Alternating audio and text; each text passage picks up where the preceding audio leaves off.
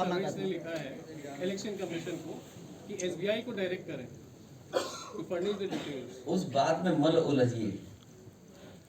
बात बिल्कुल साफ ये है, 15 लाख करोड़ तक के साथ 15 लाख करोड़ लगभग उद्योगपतियों का कर्ज माफ हुआ है। उन्हीं उद्योगपतियों को फिर कर्ज दे दिया गया। सुनने में आ रहा है कि जिनका उद्योगपतियों का कर्ज माफ हुआ है उन्होंने इलेक्ट्रल बॉन्ड्स भी दिए हैं। तो अब इसमें क्या बताएं? तो जब जवाब मिलेगा रिजर्व बैंक से तो पूरा देश जान जाएगा। लेकिन सवाल यह है कि 6 महीने बाद पता लगेगा, चुनाव मुद्दा ही ना बने, इसलिए है ये सब बात। सबसे ज्यादा पैसा किसके पास गया? कोई बोलेगा नहीं चैनल, आप तो सबसे ज्यादा पैसा गया किस पार्टी पर, तो उसी को बताना पड़ेगा। मैं एक बार फिर किसमें सपा को मिला होगा? नहीं, वो तो रिकॉर्ड पे है। सपा को जो मिला शायद एक बार 2.5 करोड़ मिला है, एक बार कुछ और मिला है। बसपा लिस्ट से गायब है सर। अरे लेकिन हमें मिल गया, हमने बता दिया। क्या बीजेपी ऐसे बता देगी?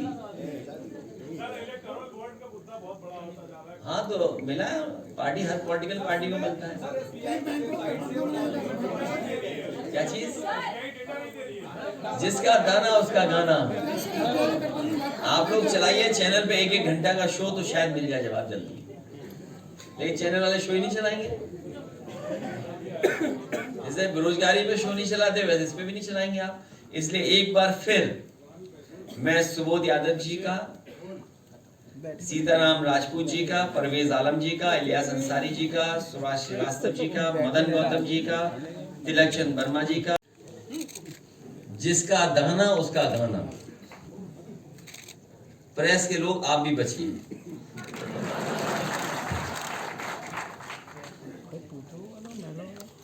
जी कल मोदी जी आजमगढ़ जाएंगे, कहा जाता है समाजवादी पार्टी का बड़ा प्रभाव है, बड़ी मजबूत सीट मानी जाती है, वहां पर वो ताज ठोकेंगे। मैंने आपसे क्या कहा?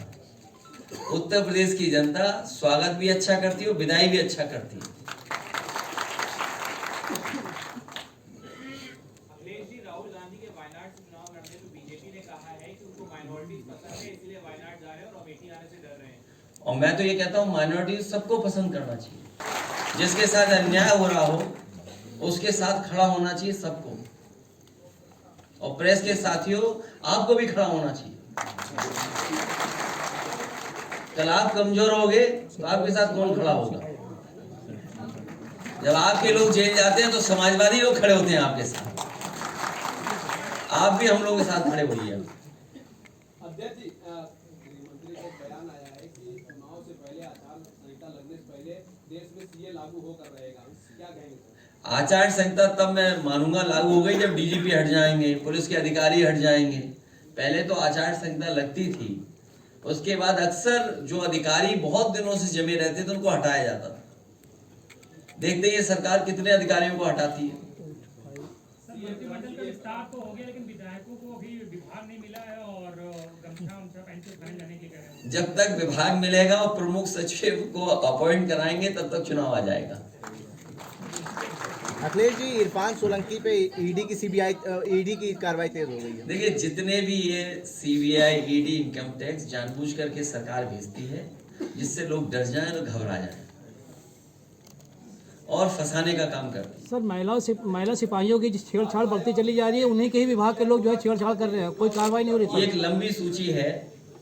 हमारे पत्रकार साथी ने कुछ सवाल उठाया है। ये बहुत एक लंबी सूची है। अगर पिछले 7 साल का हम लोग गिने तो देश में सबसे ज्यादा इस तरह की घटनाएं उत्तर प्रदेश में हुई। और जहां साथी हमारा ये कह रहा था, होम मिनिस्ट्री के ऊपर कोई सवाल पूछा जा रहा था। ये होम मिनिस्ट्री की जिम्मेदारी बनती है कि समय समय पर स्टेट गवर्नमेंट्स को भी चेक करें कि उनके यहाँ क्या हो रहा है।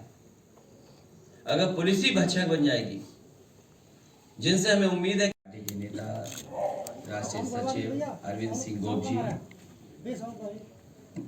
पार्टी के बहुत जिम्मेदार सभी हमारे नेता, हमें खुशी इस बात की कि लगातार समाजवादी पार्टी का और खासकर पीडीए परिवार बढ़ता जा रहा है।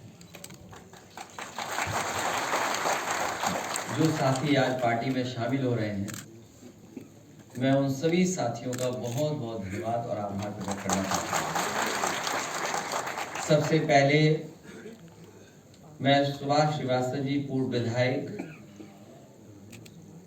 बहुत ही सम्मानित और बहुत समय के राजनीति की परिस्थितियों को समझने वाले, मैं इनका और इनके सभी सहयोगी साथियों का बहुत बहुत धन्यवाद देता हूं जो पार्टी में आज आ पा रहे हैं। मदन गौतम जो हमारे ही जनपद के हैं, हमारे साथ रहे, कई बार के विधायक हैं, इनके आने से समाजवादी पार्टी को और ताकत मिलेगी। इनके सहयोगी साथियों के आने से समाजवादी पार्टी हमारे आसपास के जिलों में और मजबूत दिखाई देगी। डॉक्टर सीताराम राजपूत जी का मैं स्वागत करता हूं। परवेज आलम जो बहुजन समाज पार्टी छोड़ करके आए हैं, मैं उनका और उनके सभी सहयोगी साथियों का बहुत बहुत स्वागत करता हूं। इलियास अंसारी साहब, जिन्हें हम मना लेते तो शायद हमारे साथ ही रहते, लेकिन कुछ राजनीतिक परिस्थितियों की वजह से वो हमें छोड़ करके चले गए थे, लेकिन बहुत ज्यादा दिन दूर नहीं रहे। आज पुनः समाजवादी पार्टी में और इस आंदोलन की मदद करने के लिए आए, मैं उनका भी बहुत बहुत स्वागत करता हूं और हमें उम्मीद है कि वो और उनके सभी सहयोगी साथी मिलकर के समाजवादी पार्टी की मदद करने का काम करेंगे। मुझे खुशी है इस बात की कि बहुत सारे साथी ये चाहते थे कि सुबोध यादव समाजवादी पार्टी में शामिल हो जाए, और आज वो और उनके बहुत जिम्मेदार और बहुत ही बड़ी संख्या में साथी आए हैं। मैं सुबोध यादव का और उनके सभी साथियों का बहुत बहुत स्वागत करता हूं। समाजवादी पार्टी को मजबूत बनाने का काम करेंगे। तिलक न्याय करेंगे तो आप न्याय के लिए कहां जाएंगे?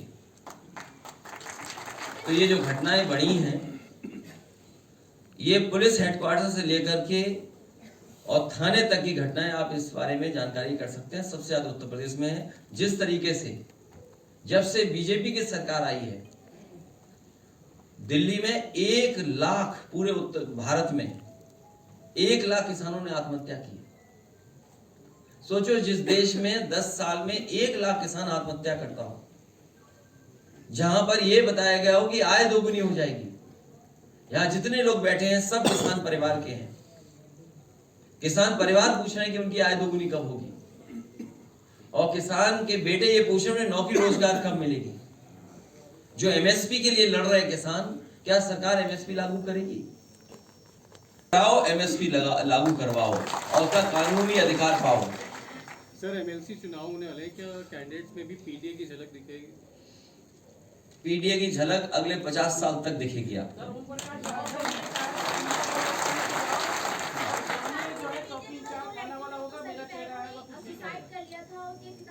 वो गंभीर मामला है जहां 2 बहनों ने आत्महत्या की और पिता ने भी जान दे दी। ये बहुत गंभीर विषय है। कम से कम बीजेपी को न्याय दिलाना चाहिए परिवार को, और कहीं ऐसी घटना दोबारा उत्तर प्रदेश में ना हो, उसके बारे में भी सरकार को सोचना चाहिए। जो लोग जीरो टॉलरेंस की बात कर रहे थे, उनका कानून व्यवस्था उत्तर प्रदेश में जीरो हो चुका है।